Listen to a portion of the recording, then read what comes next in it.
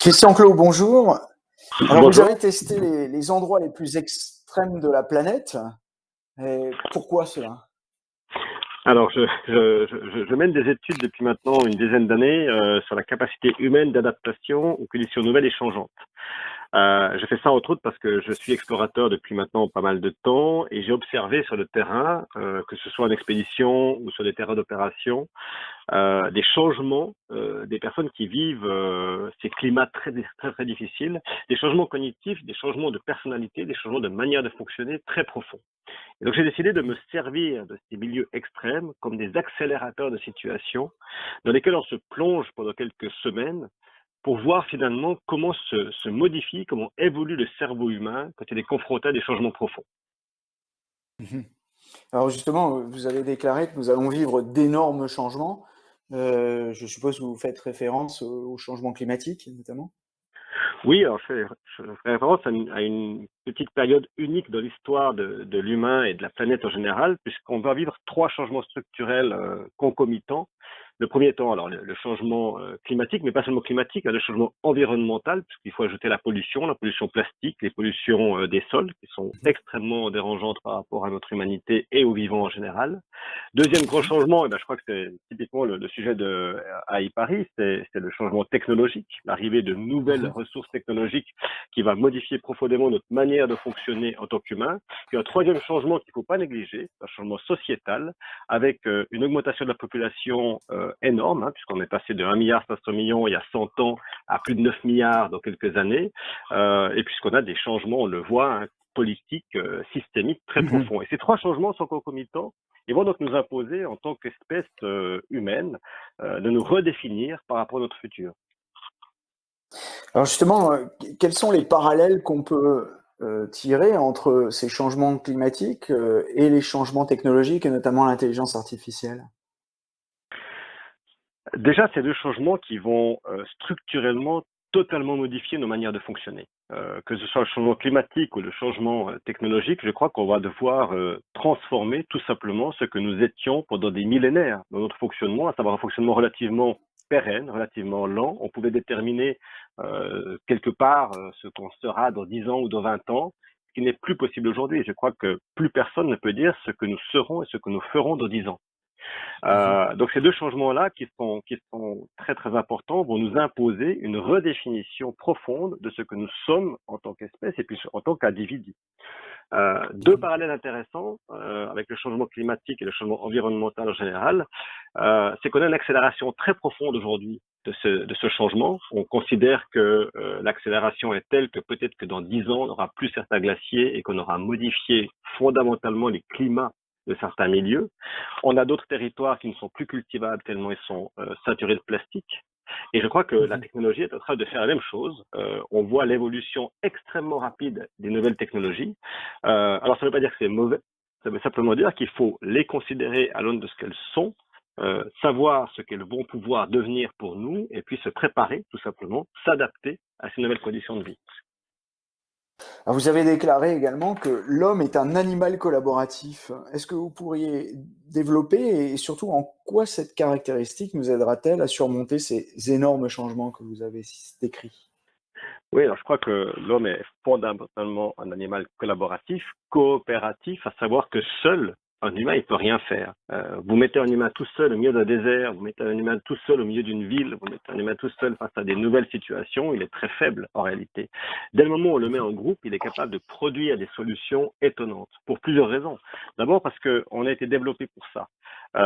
On n'a pas la capacité, si on doit remonter très en arrière, de chasser un mammouth laineux tout seul. Mhm. Il faut le faire en groupe. Donc déjà, on a été constitué en termes d'évolution cognitive pour fonctionner en groupe. Petit groupe, grand groupe, c'est assez différent. La deuxième chose, c'est que euh, l'humain est capable, et c'est peut-être le seul animal à pouvoir le faire, ça je ne peux pas le garantir, mais on peut le soupçonner, de constituer une histoire, à savoir de s'adapter et de vouloir fonctionner par rapport à un mythe qu'on a conçu et sur lequel on est tous d'accord. L'argent en étant, par exemple. On accepte l'argent parce qu'on est tous d'accord qu'un billet de 100 euros vaut 100 euros. Mhm. Et parce qu'on est capable de modéliser une idée, qu'elle soit religieuse, économique, philosophique, on est capable de s'assembler autour d'un concept. Et cet assemblage-là, il est ultra performant pour répondre à des situations qui sont complexes. Parce que, et c'est là l'importance, alors je fais une réponse un peu longue, hein, je suis désolé, mais elle est importante, Mhm. on est capable de diversité. C'est-à-dire que vous mettez 10 humains qui viennent d'horizons différents, de cultures différentes, d'enseignements différents, vous les mettez ensemble dans une même pièce, ils sont capables de trouver des solutions extraordinaires à des problèmes qu'ils ne connaissaient pas encore avant. Là où peut-être que Mhm. la technologie est plus limitée sur ce point précis, puisque la technologie est développée pour répondre fondamentalement à un problème spécifique, face auquel elle est extrêmement douée, mais pas forcément pour répondre à des problèmes pour lesquels elle n'a pas été préparée. C'est peut-être notre Mhm. force en tant qu'espèce humaine, c'est d'être capable de faire face à des problèmes totalement inconnus de nous, mais quand même d'y trouver des solutions. La Mhm. chose intéressante, c'est que nos cerveaux, qu'on connaît très mal, il faut quand même le préciser, on oublie souvent que notre cerveau est quelque chose de très très peu connu, sont capables de fonctionner en collaboration. On sait aujourd'hui qu'une personne dans une pièce qui fait une tâche ne fait pas fonctionner les mêmes zones de son cerveau si elle est seule dans cette pièce ou si elle est accompagnée d'autres personnes, même si ces personnes n'interfèrent pas avec elle. Ça veut dire que le cerveau, il se met à disposition par rapport à la situation dans laquelle il est face aux autres personnes qui l'entourent. Et ça, c'est une chose extraordinaire. On est au tout début de la compréhension de ce que pourrait être la mise en réseau de ces différents cerveaux, de la capacité que ça pourrait créer. Donc, je crois qu'on a là tout un Mhm. champ d'études à faire, extraordinaire. Et si on doit comparer ça à l'intelligence artificielle, eh bien, je crois tout simplement que c'est incomparable. L'intelligence artificielle a une capacité de développement extraordinaire, on la voit évoluer. Il faut peut-être pas non plus lui prêter tous les mythes qu'on veut bien lui prêter sur sa future capacité à devenir totalement autonome. Moi, je pense qu'aujourd'hui, l'intelligence artificielle a son développement qui va être d'une utilité folle pour résoudre des problèmes très complexes, mais ce sera toujours des problèmes unitaires. Et je crois que Mhm. le cerveau cognitif sera capable de résoudre toujours des problèmes totalement complexes et nouveaux. Donc, en conclusion, pour nos lecteurs, l'intelligence artificielle est plus une chance qu'un danger. Je crois que c'est une chance si on accepte de considérer l'intelligence artificielle pour ce qu'elle doit être, à savoir une formidable capacité de calcul et de résoudre des problèmes complexes. Mais là où on pourrait rendre les choses complexes, c'est si on décidait, alors que cette intelligence artificielle n'est pas mature, alors qu'on n'a pas encore compris complètement le cerveau humain, qu'on décidait de donner à cette intelligence artificielle un pouvoir de décisionnalité finale. Et c'est là Mhm. peut-être la difficulté. Je milite pour ça, je milite pour la cohabitation de l'intelligence artificielle et de l'intelligence naturelle, parce que nous avons chacune et chacun un rôle à jouer dans le futur. Mais il ne faudrait pas vouloir faire de l'un le remplaçant de l'autre. Parce que tout simplement, ce n'est pas le sujet. Et ce n'est pas d'ailleurs le but, à mon sens, de l'intelligence artificielle. C'est-à-dire qu'en fait, à terme, ce n'est pas seulement un sujet technologique, mais c'est un sujet sociétal et même politique, on pourrait dire.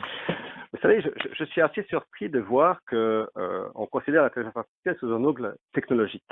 Effectivement, je crois qu'on doit considérer l'intelligence artificielle sous un angle éthique, philosophique et de Mhm. compréhension de ce qu'elle peut apporter ou ne pas apporter dans le futur.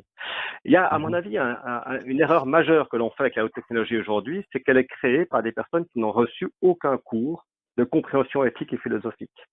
Mhm. On le voit, les jeunes qui sortent de grandes écoles, deep learning, AI et autres, qui sont des gens fabuleux, qui ont des capacités de développement extraordinaires, n'ont peut-être fait que ça toute leur vie. Ils n'ont jamais conçu cette intelligence par rapport à l'ensemble du vivant, l'ensemble de l'univers qui les entoure, parce que c'est pas leur besoin.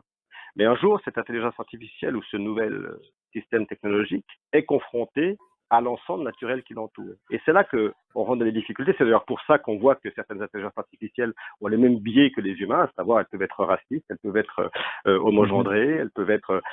c'est pas qu'elles le veulent, c'est simplement qu'elles ont été développées dans ce sens-là. Donc je crois que on doit mettre ce débat sur la table de comment nous voulons continuer de développer ces intelligences en y intégrant fondamentalement la notion éthique et philosophique, parce qu'on le voit d'ailleurs avec les grandes technologies comme les personnes qui ont créé les Facebook, Google et autres, à un moment Mhm. donné, ils se disent, mince, je ne suis pas sûr d'avoir maîtrisé ce que j'ai créé. Mhm. Et ça, c'est normal. Hein. Je crois que c'est le lot de tout créateur. C'est Shelley avec Frankenstein dans un sens. Hein. Mhm. On crée quelque chose et on ne la maîtrise pas totalement et c'est complètement normal. Et c'est donc à la société de s'emparer de ce sujet, non pas pour, encore une fois, interdire ou bloquer le développement de l'intelligence artificielle ou des nouvelles technologies en général d'ailleurs, mais pour comprendre et peut-être effectivement mettre un certain nombre de freins, de lois en place qui permettent tout simplement que la cohabitation de ces nouvelles technologies et des espèces vivantes puisse se faire dans la meilleure harmonie possible. Merci Christian, et en attendant le docteur Moreau, on vous retrouvera à AI Paris les 11 et 12 juin 2019. À très bientôt. Merci beaucoup à vous.